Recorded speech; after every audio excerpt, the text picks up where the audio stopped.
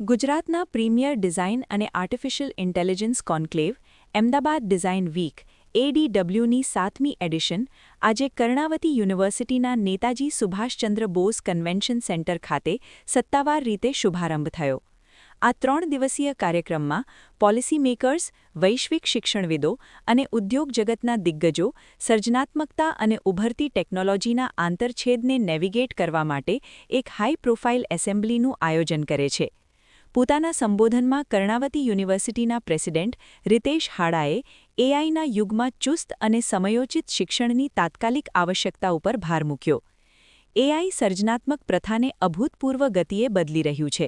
હાડાએ જણાવ્યું, અમે કર્ણાવતી યુનિવર્સિટી ખાતે અત્યાધુનિક એઆઈ લેબોરેટરીઝ સ્થાપિત કરી છે, જેથી ખાતરી કરી શકાય કે અમારા વિદ્યાર્થીઓ ફક્ત દર્શક નહીં, પરંતુ એવા લીડર્સ બને જેઓ ટેકનિકલ ઇન્ફ્રાસ્ટ્રક્ચરને પાયાના સ્તરની નવીનતા સાથે જોડે છે.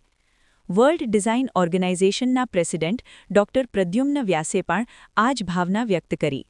ડિઝાઇન કમ્યુનિટીને સમાવેશિતા માટે એઆઈનો ઉપયોગ સેતુ તરીકે કરવા વિનંતી કરી. તેમણે ભારપૂર્વક જણાવ્યું કે ભવિષ્યની design India specific data systems પર આધારિત હોવી જોઈએ, જેથી દેશની અનન્ય સામાજિક અને સાંસ્કૃતિક વિવિધતાને પ્રતિબિંબિત કરતા નૈતિક ઉકેલો સુનિશ્ચિત થાય. ઉદ્ઘાટન સત્રમાં આંતરરાષ્ટ્રીય અને રાષ્ટ્રીય વક્તાઓનો એક શક્તિશાળી વર્ગ હાજર હતો, જેમાં શ્રી સુજીત કુમાર, રાજ્યસભાના સભ્ય સ્ટીફન હિકલિંગ, ગુજરાત અને રાજસ્થાન માટેના British deputy high commissioner Zhuowen Wang, ASUSTeK computer inc, Jens કાઉમલે, Savannah college of art and design, SCAD અને doctor Ashish Mohan, confederation of Indian industry, CIIનો સમાવેશ થાય છે. ADWના પહેલા દિવસના અન્ય મુખ્ય હાઇલાઇટ્સમાં હેલ્થકેરથી લઈને ફિનટેક સુધીના સત્રો શામેલ હતા.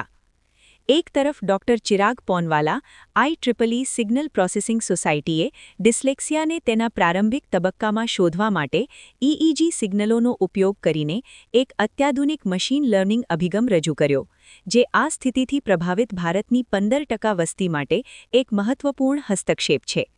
બીજી તરફ અમે હઠ્ઠીસિંગ વિઝ્યુઅલ આર્ટ્સ સેન્ટર ખાતે મિંત્રાના ડિઝાઇન હેડ શાયક સેનને હોસ્ટ કર્યા, જેમણે જણાવ્યું કે એબ્સ્ટ્રેક્શન એ એક તત્વ છે જે માનવ ડિઝાઇનર્સને એઆઈથી અલગ પાડે છે. તેમણે યુવા ડિઝાઇનર્સને ખરેખર અસરકારક કાર્ય બનાવવા માટે ડિઝાઇનની સાથે મનોવિજ્ઞાનનો અભ્યાસ કરવા આહ્વાન કર્યું. જ્યારે EYના સિનિયર મેનેજર આલોક અગ્રવાલે છેતરપિંડીની શોધ અને જોખમ મૂલ્યાંકનમાં એઆઈની ભૂમિકાને સ્પષ્ટ કરી સમજાવ્યું કે કેવી રીતે એઆઈએ લોન પ્રોસેસિંગનો સમય મહિનાઓથી ઘટાડીને માત્ર મિનિટોનો કરી દીધો છે. અમદાવાદ ડિઝાઇન વીક 7.0 1 ફેબ્રુઆરી 2024 સુધી ચાલુ રહેશે, જેમાં એઆઈ, મીડિયા અને સર્જનાત્મક ઉદ્યોગોના સિનર્જી પર કેન્દ્રિત વધુ મુખ્ય ભાષણો, વર્કશોપ અને પ્રદર્શનો રજૂ થશે. सबको पहले मैं नमस्ते बोलूँगा. और आज कर्नावती यूनिवर्सिटी अहमदाबाद में अहमदाबाद डिज़ाइन वीक जो 3 दिन तक अभी चलेगी, इसके आज जो इनाग्रेशन सेरेमनी में मैं आया था भाग ले. मैं बहुत बहुत बधाई दूंगा कर्नावती यूनिवर्सिटी को कि एआई अब सबसे जो महत्वपूर्ण विषय अभी हमारे सामने आया है, इस पर इतना अच्छा इन्होंने कॉन्फ्रेंस ऑर्गेनाइज किया है. देखिए, प्रधानमंत्री नरेंद्र मोदी जी हमेशा डिजिटल भारत की बात करते हैं और $1 ट्रिलियन डिजिटल इकोनॉमी की बात करते हैं प्रधानमंत्री जी.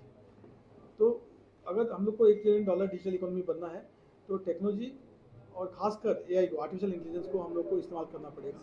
और हमारे देश में एआई को यूज़ करके, चाहे वो खेती का विषय हो, चाहे वो आपदा का हो, चाहे वो शिक्षा का हो, या फिर मरीजों के इलाज के लिए हो, हर क्षेत्र में एआई का इस्तेमाल करके हम लोग, हमारी जो 140 करोड़ जनता है, उनके जो कठिनाई हैं, जो विकसित भारत बनने के लिए 2047 तक प्रधानमंत्री जी का जो सपना है, पूरे देश की जो सपना है, वहाँ पहुँचने के लिए जो हमारी दिक्कतें हैं, हमारे जो चैलेंजेस हैं, उसको हम लोग एआई के माध्यम से उसको हम लोग काबू में ला सकते हैं.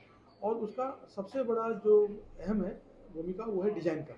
क्योंकि आप कैसे डिज़ाइन करते हो एक एआई, क्योंकि एआई तो एक टेक्नोलॉजी है. टेक्नोलॉजी को आप अच्छे से डिज़ाइन करेंगे तो आपके अच्छा काम आएगा.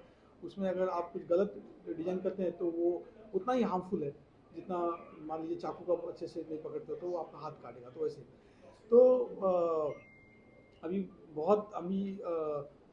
फरवरी 19 से एआई इम्पैक्ट समिट हो रहा है, जो चौथा समिट है, ग्लोबल समिट.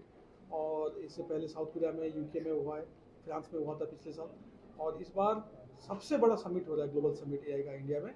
लगभग 25 हेड ऑफ स्टेट्स आ रहे हैं।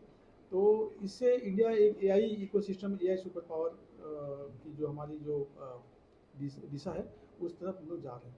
तो मैं फिर से बहुत बहुत बधाई करूँगा कर्नावती यूनिवर्सिटी को, सारे लोग जो इस इवेंट के लिए जुड़े हैं, सबको मैं बहुत बहुत बधाई दूंगा, और I wish the event all the best.